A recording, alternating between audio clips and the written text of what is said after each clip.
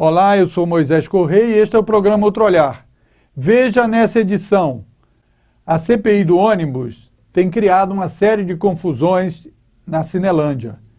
O Outro Olhar foi até a Câmara e traz uma entrevista da bancada de oposição dos vereadores.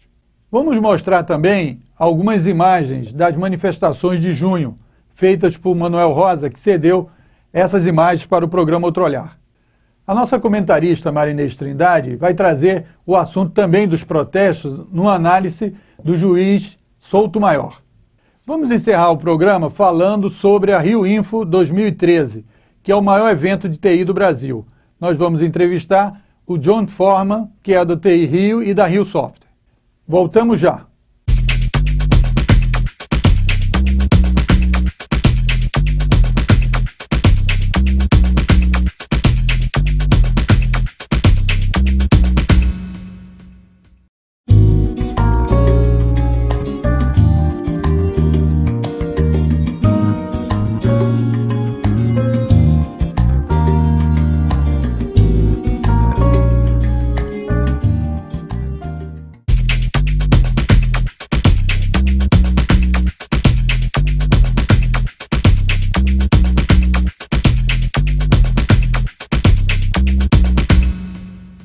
Outro Olhar esteve na Câmara Municipal para saber do andamento da CPI do ônibus. E mostramos agora uma entrevista da bancada de oposição na Câmara dos Vereadores.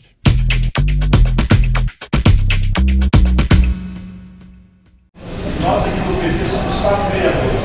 Os 4 vereadores, 3 assinamos ao requerimento de CPI. 3 assinamos. E os vereadores eu não os encontrei agora, essa reunião foi agora no início da tarde, mas a teria de conversar com eles, com o líder da bancada, para que a gente tenha uma decisão de corpo, uma decisão de grupo. Mas o meu posicionamento, independente da decisão dos meus companheiros de bancada, é um posicionamento que já foi colocado aqui, que apela para a renúncia dos 4 membros, para que a gente possa dar uma dimensão mínima de moralidade a essa CPI em respeito ao cidadão do Rio de Janeiro. Vereador, o que vocês, vereadores da oposição, resolveram em relação à CPI? A CPI vai continuar acontecendo? Vocês vão pedir a anulação da CPI? Como é que vai ser? A CPI, para acontecer, ela tem primeiro que fazer com que algumas coisas sejam atendidas em relação a esse clamor público. A primeira coisa é que haja uma desistência, uma renúncia dos 4 membros que pertencem à comissão. Exatamente, a renúncia é pedida pelo fato de eles não terem subscrito a CPI. E que o nome desses 4 nomes sejam substituídos exatamente por vereadores que subscreveram o pedido de CPI. Segundo, que a presidência seja entregue exatamente ao proponente da comissão parlamentar de inquérito, que sou eu. Se não houver renúncia, veja bem, ontem teve uma reunião de 36 vereadores aqui, exatamente para tratar desse assunto, tentar resolver o impasse. Hoje nós fizemos com esse grupo que tem uma posição única, exatamente uma reunião às 12 horas. E agora nós estamos exatamente demonstrando que nós estamos dispostos à abertura do diálogo, mas tem determinadas questões antes que tem que ser resolvida. E aí a decisão cabe a eles. Vocês estão pedindo também que a sessão seja anulada? Seja anulada. Isso daí já vai ser entregue na mesa da diretora, porque realmente houve procedimentos irregulares e ilegais exatamente da condução da eleição, tanto do presidente como do relator da comissão. Exatamente não deixar que eu presidisse, porque por direito quem teria que presidir era eu, todo o processo, e esse processo várias vezes foi interrompido, exatamente no sentido de que eu não presidisse. E com relação ao Ministério Público Estadual? Nós solicitamos uma audiência com o Procurador-Geral Marcão Vieira e hoje às 19h30 nós vamos ter uma reunião com ele para tratar exatamente deste assunto. A ideia é o quê? É chegar a essa legalidade, de que forma isso pode acontecer? Porque eles até agora nos demonstraram que tem até uma possibilidade de uma possível reunião na quinta-feira, ou seja, está muito definido. Olha, mas de qualquer maneira nós estamos fazendo uma pela acessibilidade deles. Quer dizer, esta casa não pode continuar deste jeito. Há um clamor público, há uma atitude social generalizada de não aceitação das coisas como estão acontecendo. Então, se legisladores não tiver sensibilidade para escutar e levar em consideração o que está escutando, complica as coisas. Mas se eles não renunciarem praticamente a CPI, Aí complicou. Nós vamos ver quais os desdobramentos, portanto, disto aí, reunidos exatamente no próximo país.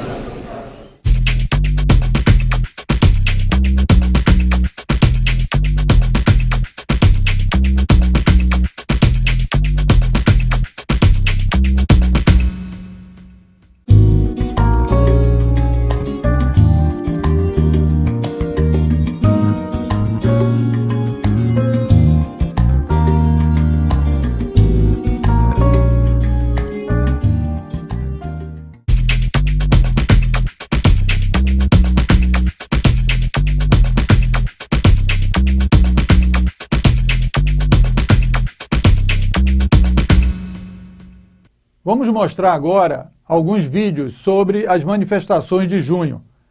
O Trolhar conseguiu com Manuel Rosa vários vídeos sobre essas manifestações.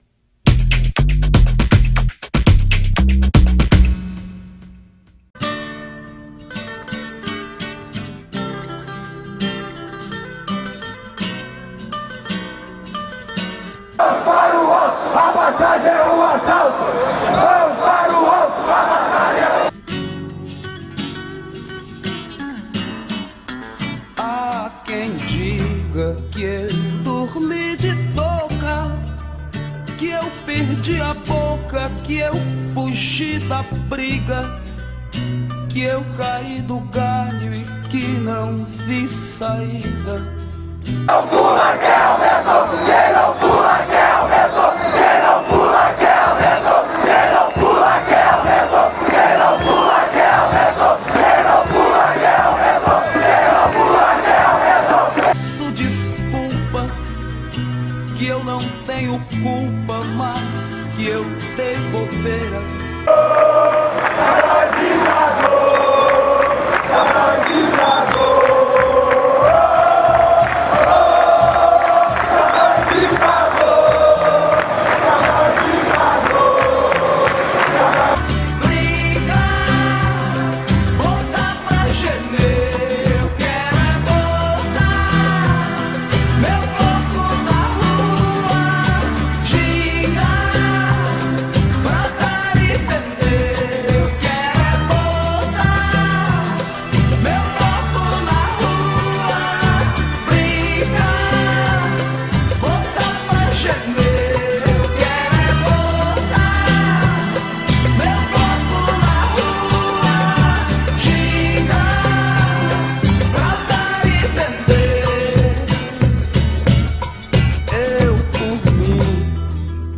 Queria isso e aquilo, 1 quilo mais daquilo, 1 grilo menos nisso.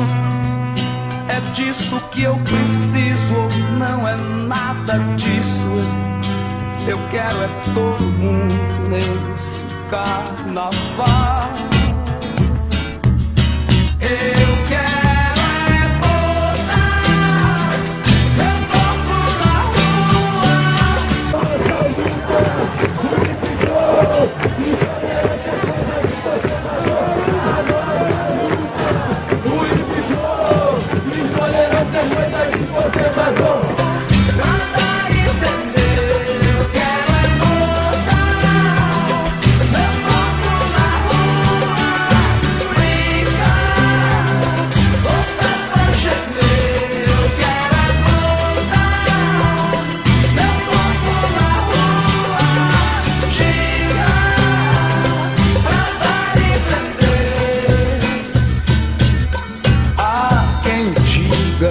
que eu dormi de touca, que eu perdi a boca, que eu fugi da briga, que eu caí do galho e que não vi saída, que eu morri de medo quando o pau quebrou.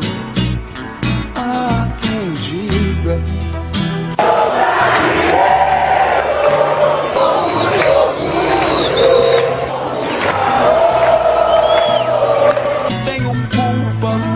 que eu dei bobeira e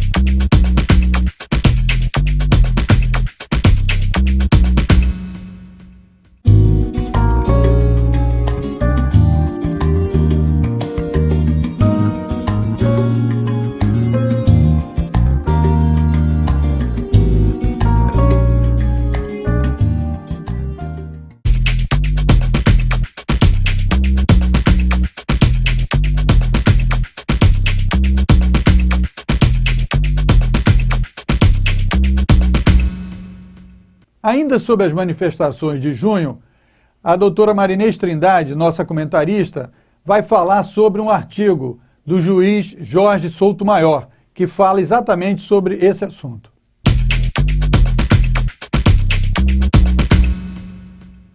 No nosso comentário do programa de hoje, queremos compartilhar com todos vocês um artigo escrito pelo Dr. Jorge Luiz Soutomaior. O artigo se denomina Violência Silenciosa do Estado e os gritos das manifestações de junho. Bem, em primeiro lugar é importante situar quem é o Dr. Jorge Luiz Soutomaior. Estamos falando do professor livre-docente de Direito do Trabalho da USP e ele também é juiz titular da Terceira Vara do Trabalho de Jundiaí. Ele se formou na Faculdade de Direito do Sul de Minas e também é especializado na USP, é mestre em Direito e doutor pela USP e também é mestre e doutor pela Université de Paris. Bem, nós trouxemos esse artigo para comentar hoje, tendo em vista a interessante analogia que o Dr. Soutomaior vai fazer entre essas manifestações e o Poder Judiciário. Bem, a primeira questão do artigo que o Dr. Jorge Soutomaior elenca é a questão do contexto, não é? Quer dizer, o país, nessas recentes manifestações, ele atravessou um momento de extrema agitação, não é? Com aquelas manifestações de rua que atingiam aí um leque grande de reivindicações. O Dr. Soutomaior, ele aponta, ele destaca o caráter da juventude, não é? Existem uma infinidade de jovens envolvidos, né? Essa predominância, e ele aponta também a importância da revalorização da rua, no que ele chama de que o espaço público foi retomado e o convívio humano, assim ele diz no artigo, que havia sido atropelado pelo individualismo, ele vai sendo recuperado nessas manifestações. E o terceiro, que a gente até reputa o mais importante, é o fato do professor Jorge Soutomaior entender que com essas manifestações de rua, a sociedade, a cidadania voltou a ver a mobilização nas ruas como uma forma de atuação para produzir resultados concretos. Então ele contextualiza. Depois ele levanta a questão do objetivo. Qual foi o objetivo? O que se pretendeu com essas manifestações? E aí é muito interessante que ele levanta a questão do Estado social, não é? As manifestações pleiteavam transporte gratuito, educação, saúde pública de qualidade e também levantavam a questão da corrupção. O professor Soutomaior, ele vai apontar que essa questão da corrupção, ela também tem uma correlação com o Estado social, porque, na verdade, a corrupção é um crime que se comete contra o próprio Estado social, porque desvia os recursos públicos que têm que ser investidos nisso. E aí também o professor Soutomaior, ele aponta o seguinte, há uma reivindicação dessa juventude para que esses direitos sociais, que o Estado social seja garantido, e aí ele também defende que, nesse momento, a própria juventude estaria se confrontando com aquela questão do individualismo, não é? Porque, na verdade, no Estado liberal, o Estado em si, ele se ausenta e as pessoas têm que concorrer entre si para... que se, vamos dizer, em aspas, em tese, para que prevaleça o melhor. O que a gente sabe que não é o que acontece, né? Por outro lado, esse artigo também trouxe uma questão muito interessante, que foi a questão da violência, né? Todos nós sabemos que essas manifestações, elas chamaram a atenção pelo volume de jovens envolvidos, pelo volume de pessoas envolvidas, pelo número de estados em todo o país envolvido, mas também pelo aspecto da violência. E o professor aponta a questão de uma violência que não existe fisicamente. Na verdade, a violência que foi constatada nas manifestações, ela chama a atenção porque ela se materializou num ato coletivo e ela foi facilmente visualizada. Mas o professor destaca também uma violência silenciosa e cotidiana. E onde é que essa violência está? Ele aponta, por exemplo, a própria reivindicação central das manifestações de junho, que foi a questão do transporte público. Então ele diz o seguinte: existe uma violência implícita no aumento desse serviço público, onde ele deveria ser gratuito, onde ele deveria ser um serviço de qualidade e onde o conjunto da população desconhece as fórmulas matemáticas para se chegar àqueles valores. Então o professor diz que, na verdade, essas violências, elas são violências silenciosas, não é? E também aponta que existe uma percepção maior dessas violências, porque, na verdade, essa violência que o cidadão sofre no seu dia a dia, ela não é mais vivida individualmente, ela não é vivida no silêncio da sua casa ou isoladamente com a sua família. Em virtude da tecnologia de informática, das redes sociais, do poder de comunicação da internet, é assim que o professor fala, ele diz que houve uma percepção coletiva dessa violência silenciosa e isso impulsionou a juventude para as ruas. Bem, a partir daí o professor procura fazer o link entre essa discussão dessa violência e o direito do trabalho e a seguridade social. E aí ele coloca, nós que somos operadores do direito, conhecemos bem essa realidade, ele coloca a situação de violência dos próprios processos judiciais. Por que o processo do trabalho já embutiria em si uma violência? Porque se trata de uma pessoa que vai à justiça do trabalho contra outra pessoa, contra uma empresa, contra o Estado, e ela já vai para denunciar a violência. Ela tem um direito que foi violentado, uma lesão que foi provocada pela empresa, pelo Estado ou por uma outra pessoa. Mas aí ele sofre, quer dizer, ele traz aquele problema, mas no processo ele vai sofrer uma violência institucional, que é a demora no andamento do processo. Todos nós sabemos que os processos trabalhistas ainda se caracterizam por uma ausência de celeridade, por uma dificuldade em entregar a justiça a tempo, não é? A tempo que possa efetivamente significar um reparo. O professor também fala de uma violência do processo que aparece quando o trabalhador tem o seu direito negado por uma visão formal do processo. Aquele que, no caso, é o juiz, que tem a obrigação de fazer a justiça, ele vai se prender em minúcias, em vícios na forma do processo ou na maneira em que a prova foi feita, foi apresentada, e aí ele não anuncia o direito. Nesse artigo do professor Souto Maior, ele vai trazer uma estatística muito interessante, dados que a gente gostaria de compartilhar aqui com vocês, dados que mostram que a sociedade brasileira ela já se acostumou com a violência da impunidade. E que no caso dos processos trabalhistas, você tem os trabalhadores como vítima e as empresas como protagonista. Então os números são realmente alarmantes. Em 5 anos, de 2006 a 2011, a Justiça do Trabalho, reconhecendo violações a direitos trabalhistas, entregou, ou seja, devolveu aos trabalhadores mais de 56 bilhões. Ou seja, a Justiça do Trabalho, de 2006 a 2011, pagou 56 bilhões de reais. E o professor Souto Maior destaca que só em 2011, só no ano de 2011, atentem para esse número, 15 bilhões a Justiça do Trabalho entregou aos trabalhadores. Esses 15 bilhões são 90% de todo o repasse que o governo federal fez no programa Bolsa Família, que atende 13 milhões de famílias. Então vejam vocês, no ano de 2011, a Justiça do Trabalho praticou vamos dizer assim, um serviço social que chegou a ser 90% do maior programa do governo federal. Bem, por outro lado, quer dizer, se de um lado a gente vê esse papel da Justiça do Trabalho, por outro lado, as metas de política judiciária são extremamente, elas ocorrem de maneira bastante distante dessa realidade.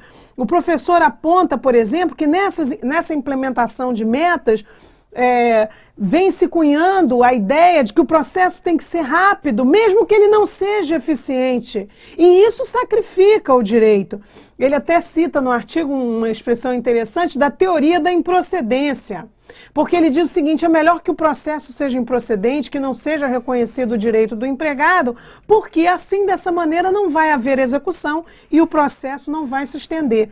E aí o professor faz uma colocação muito séria para dizer que o Estado, ele passa a ser o agente dessa violência, né? Quer dizer, ele pratica essa violência e ele é o agente dessa violência, e a vítima quem é? É o cidadão mais pobre, esse trabalhador que necessita dessa prestação jurisdicional e que ao mesmo tempo ele é visto como um inimigo, porque é ele que vai à justiça ficar pleiteando. Bem, então nós trouxemos esse artigo para poder acompanhar, não é? Porque de certa maneira aqui temos presenciado, verificado a realidade que elencou o professor. E o professor conclui o seu artigo para dizer que a estrutura da justiça do trabalho, ela tem colaborado para consumar ou para até mesmo predominar essa violência institucionalizada. Então, ele chama a atenção que as manifestações, elas em algum momento podem se voltar contra o próprio judiciário, quando a sociedade também vai ver que a justiça do trabalho, na verdade, ao invés de estar prestando esse serviço, ela pode estar ajudando a manter essa violência. Quando, por exemplo, ele fala no papel que ela cumpre se ela não pune aquelas empresas que estão efetivamente sendo reincidentes em violar direitos sociais, e empresas que são devedoras contumazes do INSS, do FGTS, que são patrimônios da classe trabalhadora. Então, na verdade, o professor traz toda essa discussão para levantar como é importante a gente verificar no mundo do trabalho, embora as manifestações ainda não tenham trazido uma reivindicação expressa para o mundo do trabalho, para que nós todos, nesse mundo envolvidos, consigamos ver que há um clamor das ruas para que o direito social prevaleça. E o papel da justiça do trabalho, nesse sentido, de verificar que é preciso preconizar a condição humana dos trabalhadores, o seu direito à vida, à saúde, ao lazer, à intimidade, à liberdade de expressão, à crença religiosa, e também verificar que os movimentos sociais, eles têm essa preocupação de preconizar esse direito social, essa reivindicação. Então, esse artigo do professor Jorge Souto Maior, ele é deveras novidadeiro. Nós temos certeza, pela nossa vivência, que vai trazer bastante discussão no mundo do trabalho, porque convida os operadores no direito do trabalho a virem participar dessa discussão. E o professor Souto Maior, além de ser muito aplicado, além de ser muito estudioso, ele também tem uma subjetividade muito intensa, e ele termina o seu artigo com uma citação de Carlos Drummond de Andrade. Ele diz que Carlos Drummond de Andrade, no período da Segunda Guerra, ele teria, num determinado momento, procurando ver o seu papel como escritor, ele dizia o seguinte: tenho apenas 2 mãos e o sentimento do mundo como escritor.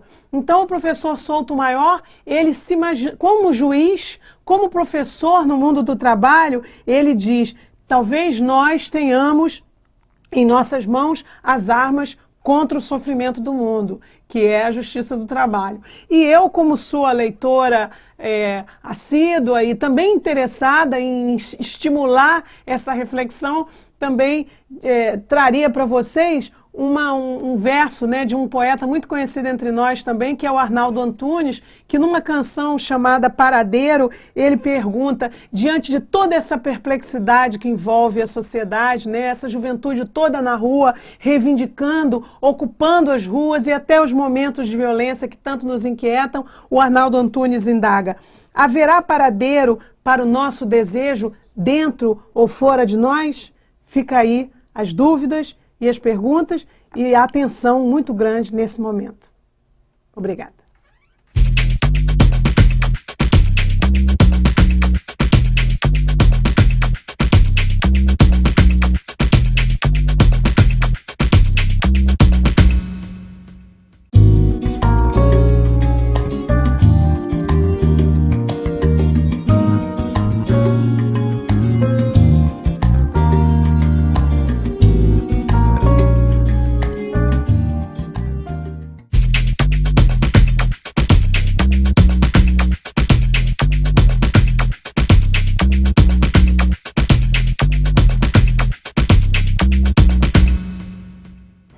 nosso assunto agora é o Rio Info 2013.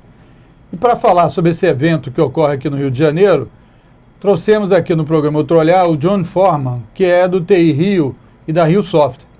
John, o que vocês esperam da Rio Info 2013? Primeiramente, Moisés, obrigado por estar me recebendo aqui para a gente falar do Rio Info, que é o maior evento de tecnologia e negócios do Brasil. E o que a gente espera é, mais uma vez, superar o sucesso que a gente tem alcançado ao longo dessas 10 edições. A gente está indo para a 11ª edição agora. E vamos aí para 1.700 pessoas. O Rio Info, na verdade, é uma multiplicidade de eventos, seminários, palestras, oficinas. A gente está prevendo aí 140 palestrantes e também temos rodadas de negócio. Enfim, é um evento que, na verdade, é um conjunto de eventos, um grande evento que reúne a TI do Brasil. E hoje em dia a gente pode falar com tranquilidade do mundo, porque a gente tem delegações de 8 países já confirmadas para virem agora em 2013 no nosso Rio Info. Muito bem. O Rio Info, a gente poderia dizer assim para os nossos telespectadores, é um evento que se preocupa, obviamente, em organizar negócios, que sem negócio não tem emprego e não tem trabalho, e também a questão da tecnologia. Esse evento inclui uma série de outros pequenos eventos dentro dele. Exatamente. E uma coisa importante da gente destacar, que o setor de tecnologia da informação, a imensa maioria do setor é composta por micro e pequenas empresas. Então a gente tem uma preocupação grande no Rio Info de criar um fórum em que essas empresas e os seus colaboradores, funcionários, possam se atualizar, possam conhecer as novas tecnologias que estão chegando ao mercado, mas também tenham um lugar onde eles possam trocar, encontrar outras empresas também, avaliar a possibilidade de desenvolverem negócios. Para você ter uma ideia, na edição de 2012, a gente teve, em função de pesquisas que a gente faz lá, a gente acompanha, a gente promove essas rodas de negócios, a expectativa foi de 24 milhões em negócios realizados ou iniciados no Rio Info.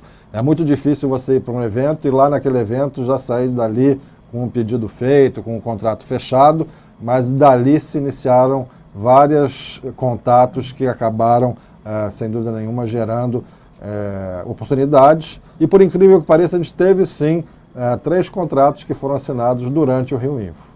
Muito bem. Eu queria dizer para você que está nos assistindo que ao final dessa entrevista nós vamos passar o resumo dos 3 dias do Rio Info 2012 e você vai poder ter uma ideia mais aprofundada do que representa esse evento para o setor de TI. Por falar em TI, vamos para o nosso telespectador entender um pouco. Fala um pouco sobre o que é TI, a tecnologia da informação. Que tipo de atividade estaria englobado em TI para o pessoal poder sacar melhor essa entrevista? Tá certo. O termo TI, inclusive, é um termo mais recente, né? Aqui no Brasil a gente começou muito falando de informática, que tem a ver com as atividades que se baseiam num computador, né? Então, você tem a parte do pessoal de hardware, de equipamento, o pessoal chama de lata, que é a história de vender o computador, mas um computador sozinho não funciona, ele precisa ter um software dentro dele, que é o sistema operacional, que é o aplicativo comercial, o editor de texto, e de alguns anos para cá, o famoso browser, que permite você navegar pela internet. Então, a informática ou a TI é esse universo que junta o hardware, junta o software e também, cada vez mais agora, as comunicações. Tanto é que de TI o pessoal está chamando agora de TIC, Tecnologia das Informações e Comunicação, porque ninguém mais quer ter um computador que não possa ter acesso à internet. É verdade. E mais ainda, não é mais computador, né? Porque agora você vê um monte de gente com smartphone, o tablet chegou aí para ficar, e agora tem gente até que diz que o mercado de computador vai diminuir de tamanho, porque nem todo mundo precisa mais de um computador. Você pode trabalhar com a TI, com a informática, direto do seu celular, direto do seu tablet, nem mesmo um computador você vai precisar mais. E no evento, vocês vão ter o Salão da Inovação, que é um dos eventos dentro da Rio Info. Que inovações vão surgir ou poderiam surgir? Como é que isso, para as pessoas que querem também se ligar, né, no universo da TI, pode ficar sabendo? Isso também é muito importante. Isso aí é uma ideia, voltando àquela questão de como é que você ajuda a pequena empresa a aparecer, a mostrar o que ela está fazendo.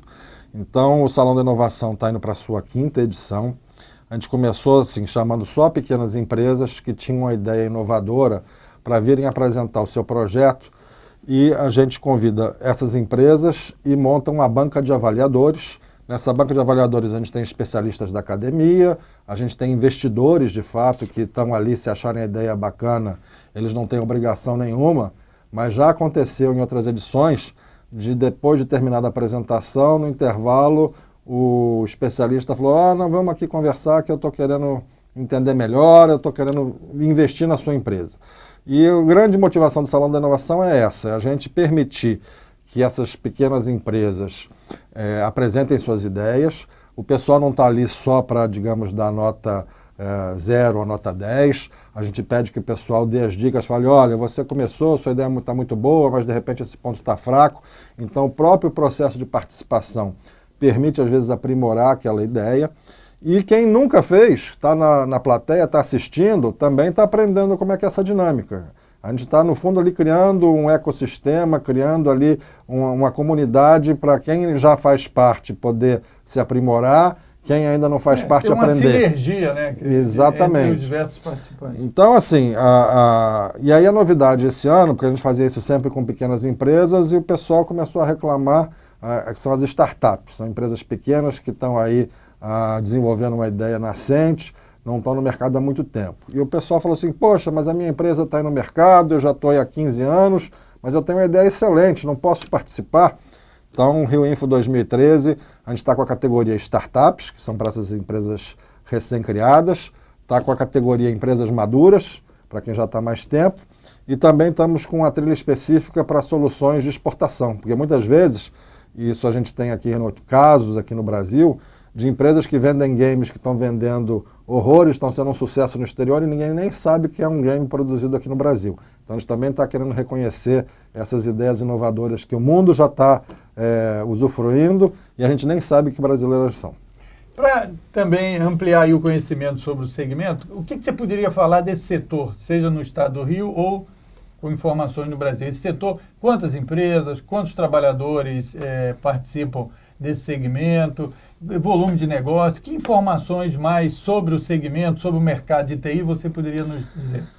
Olha, é um segmento muito grande, tá? Porque a TI hoje está em todo lugar, né? Você vai ao médico, o médico marca a sua consulta com o computador, você na escola, você pode ir lá ter um vídeo, uma apresentação que está na internet. O fogão, a geladeira... Tem até o pessoal que está dizendo que a geladeira vai saber quando está faltando lá leite, que vai mandar já comprar pela internet, né? Então, TI está espalhada por aí.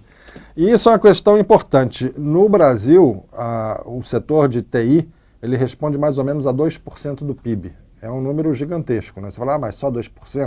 Mas ele fala, que outro setor é maior do que isso? Realmente é expressivo. A gente tem mais ou menos... e aí é bom falar, porque a gente tem as empresas que produzem software e hardware, que, digamos assim, são as fornecedoras, mas a gente tem um monte de empresas. O banco, hoje em dia, você vai no banco, não tem banco que não tenha a sua solução de internet, a caixa automática. Então, se você somar quem faz software e hardware e também as grandes empresas usuárias, a gente tem mais de 500 mil pessoas trabalhando, especialistas nessa área, programadores, desenvolvedores, web design, movimentando 2% do PIB sem contar telecomunicações. Se você põe a parte de infraestrutura, aí ainda dobra. E é um setor, para quem não conhece, está procurando novas carreiras, é um setor que está demandando muito. Várias empresas aí com vagas abertas, procurando novos talentos. Então, quem quiser aí se aventurar, fazer um curso, aprender alguma coisa aí, começar uma carreira, vem para esse setor, porque aqui tem oportunidade e tem empresa querendo contratar. E desse segmento todo, quem vocês estão focando para participarem do Rio Info? Para quem vai se inscrever? Como é que se inscreve?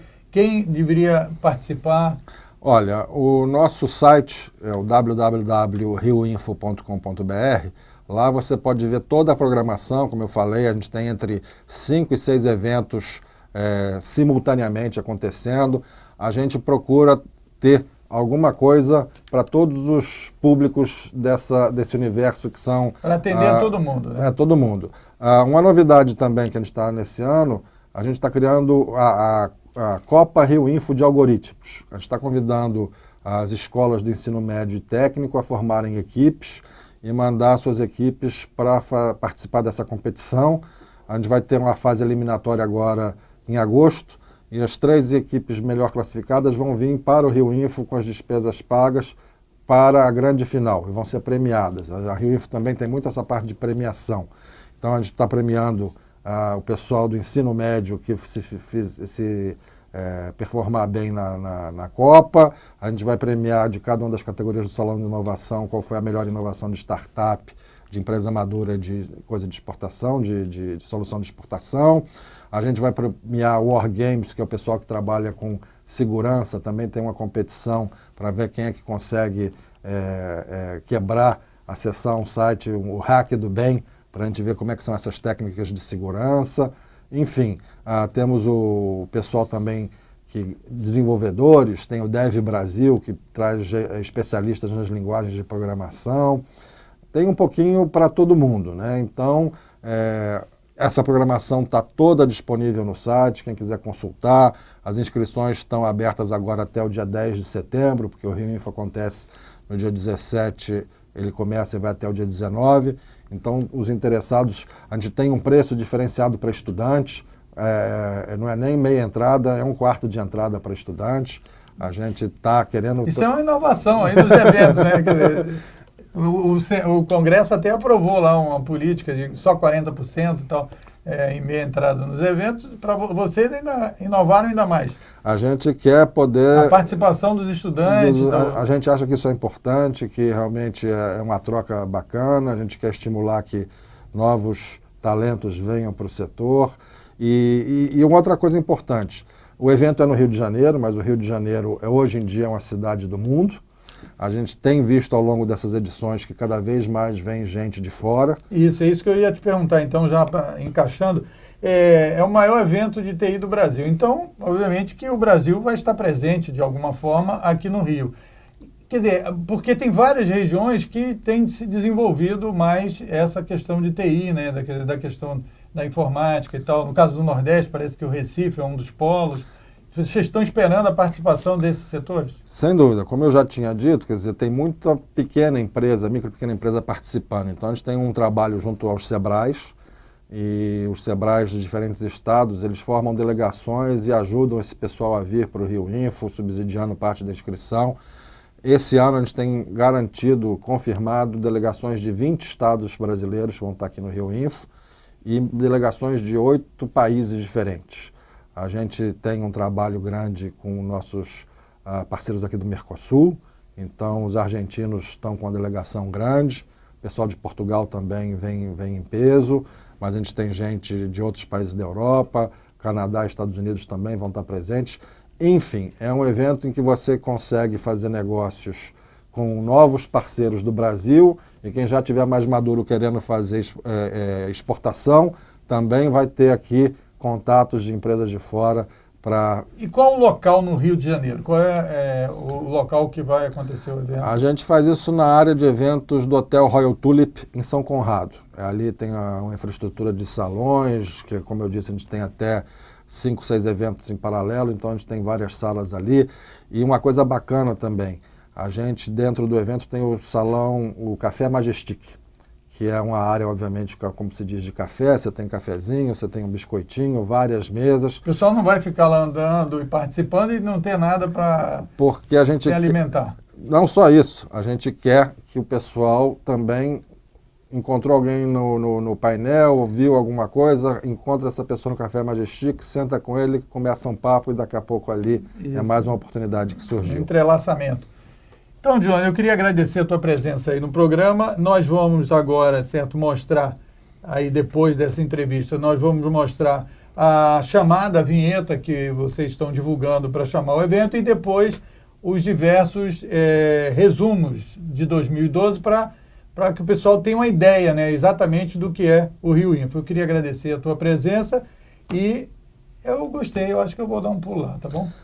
Muito obrigado, com certeza estaremos esperando você lá, Moisés, vamos dar muita honra, e todo mundo que quiser se juntar a nós. Por favor, estamos esperando vocês no Rio Info 2013. E veja aí, na tela tem o site para você se inscrever, se gostou aí do papo e do vídeo que você vai ver daqui a pouco. Obrigado.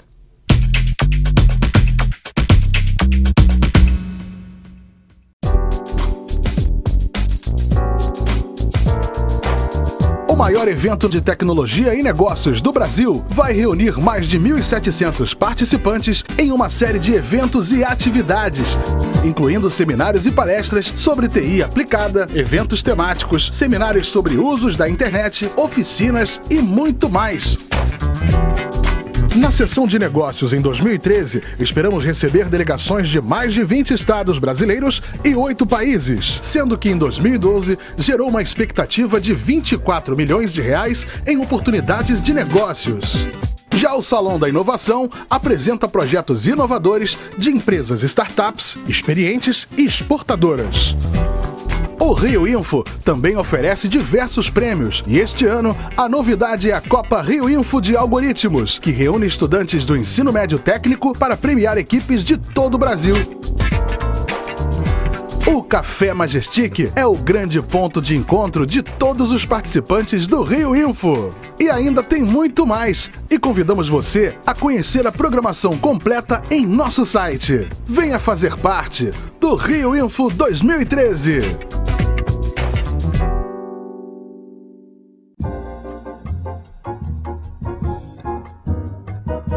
Nós começamos este evento de uma maneira muito simples. A primeira vez realizamos ele no Centro de Convenções da Firjan e mal tínhamos dinheiro para pagar alguns cartazes que a gente precisava colocar. Temos abordado recorrentemente o tema da ausência de uma política nacional de software. Temos assistido com muita satisfação nos últimos meses mudança de atitude por parte do Ministério das Comunicações e uma postura mais atuante procurando gerar compromissos de aumento das velocidades de transmissão e efetiva fiscalização da Anatel, tão reclamada sempre. Perante a nossa mais veemente e contínua reclamação, novos horizontes surgem agora com a TI Maior, Programa Estratégico de Software e Serviços de Tecnologia de Informação, que tem um ambicioso objetivo de nos posicionar como protagonistas globais. O Rio Info, que hoje iniciamos, será uma excelente oportunidade para contribuirmos de forma positiva, com suas eventuais críticas, sempre terá o objetivo de melhorar o TI Maior, para que atinja plenamente seus objetivos nacionais. Muito obrigado.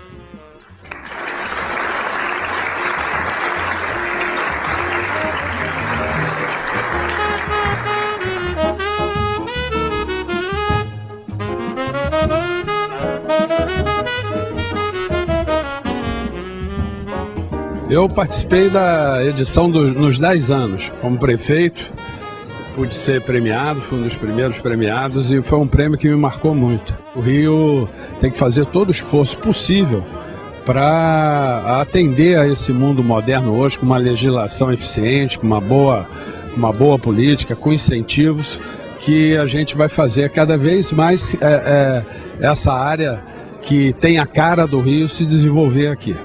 Uma década é sempre um evento importante e o que ele implica é uma caracterização de um sucesso. O Rio Info já há algum tempo, o maior evento da TI do Brasil. Chegar nessa época, nesse aniversário, mostra o sucesso e a importância que o evento tem para toda a comunidade de TI.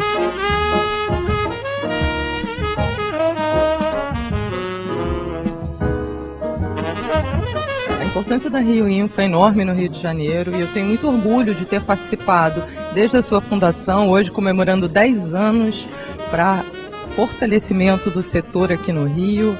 A Rio Info pode trabalhar no sentido de explorar essas novas tendências hoje em termos de cidade inteligente, cidades digitais e os caminhos para a sociedade do conhecimento. A nossa expectativa é que tenhamos mais inovações E a Rio Info, nos últimos 10 anos, tem sido um fórum onde se debate a inovação. Já está na sua 10ª edição e vem consagrando aí o Rio de Janeiro como um centro indutor do desenvolvimento de TI no Brasil.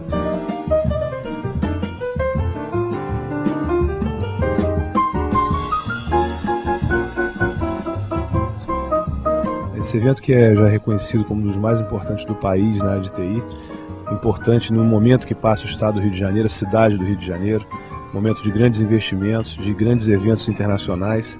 Então, esse é um importante evento que traz um conjunto de elementos e variáveis significativas para a construção das políticas em tecnologia da informação. Olha, um evento como esse comprova o peso e a importância que cada vez mais tem a tecnologia da informação. É a 10ª edição, né? A gente está muito feliz de estar sendo uma das entidades, a RioSoft é uma das entidades que ajuda a realizar aqui o Rio Info. Segundo, o evento é muito importante porque o Rio simboliza uma cidade que é apropriada para desenvolver a inovação em tecnologia da informação.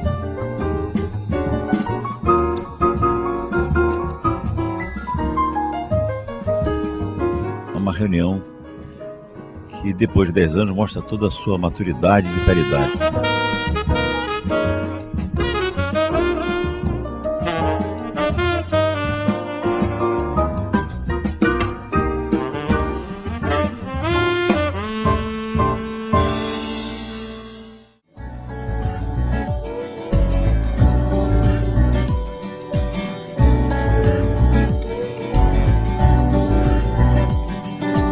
Praticamente todos os sistemas de informação dependem de TI. E nesse ambiente de TI, tecnologia da informação, existe o aspecto da necessidade de segurança desse ambiente. A Marinha pode apresentar aquelas necessidades que ela tenha e que não tem capacidade de desenvolver por conta própria, podendo tentar obter parcerias no mercado para os seus principais projetos, né? Dizendo as necessidades e buscando soluções.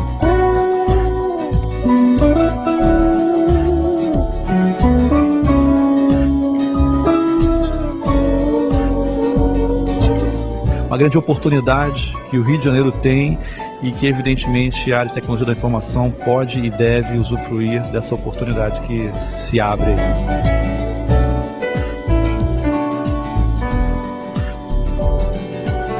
Vou puxar a sardinha para o painel de convergência digital dessa manhã, falando sobre o Ginga, que é o componente tecnológico dentro do padrão brasileiro de TV digital, que permite a tal da interatividade dos conteúdos, TV, IPTV, enfim.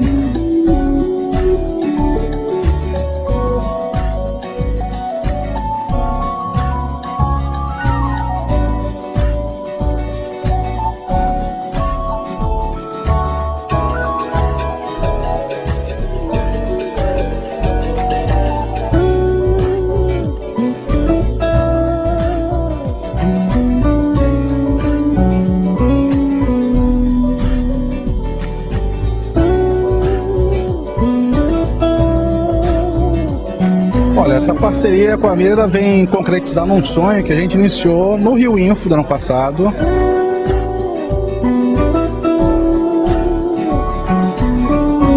Na primeira vez que a Itautec foi a patrocinadora âncora do evento, onde nós viemos buscar, como indústria, nós viemos buscar parceiros de solução.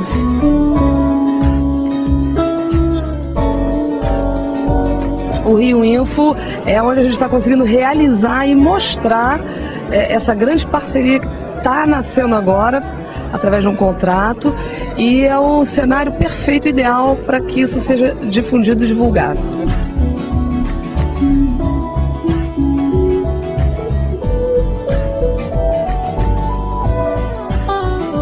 O Rio Info cresceu muito, hoje é uma referência. Então as pessoas têm que estar aqui discutindo os temas mais importantes sobre a área de TI, área de informação, área digital.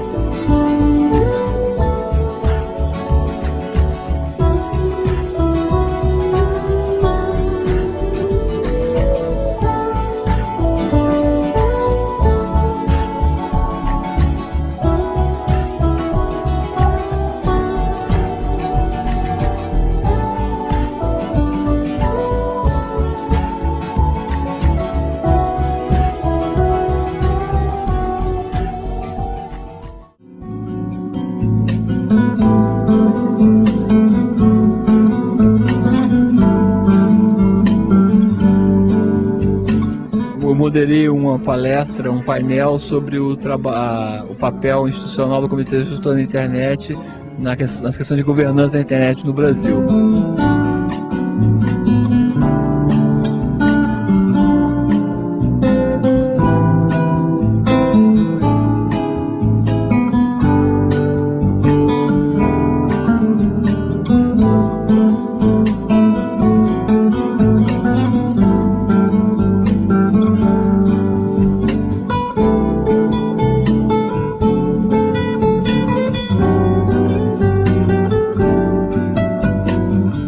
A sessão de negócios tem o foco que todos os empresários falem com todos. E como nosso objetivo, nosso mote é Copa do Mundo, nós vamos dar o apito para que eles possam começar a segunda rodada. Vamos lá, pessoal!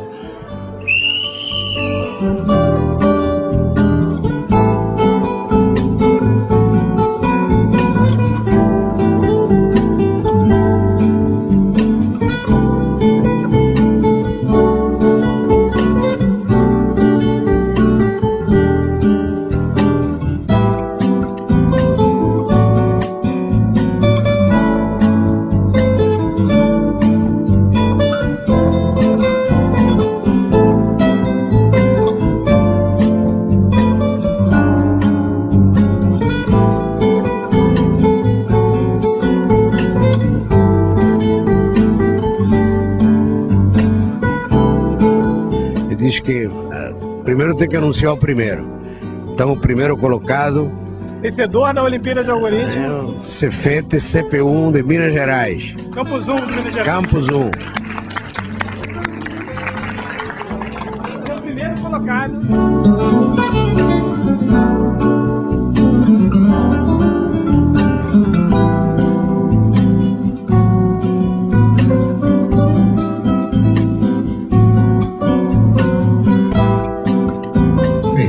Ganhador do World Game esse ano é o Jamerson Menezes. A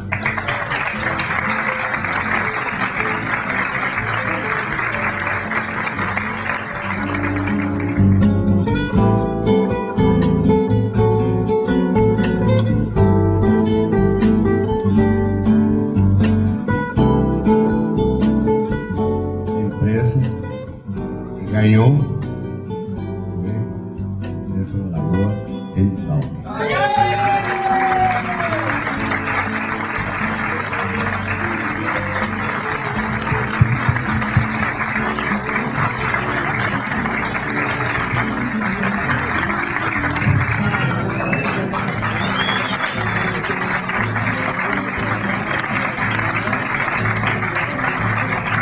Olha, o Rio Info foi simplesmente maravilhoso.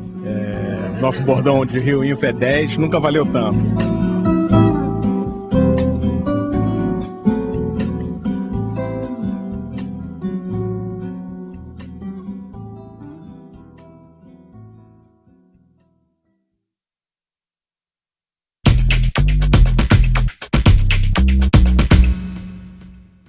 Outro Olhar vai ficando por aqui. Até a próxima edição. Tchau.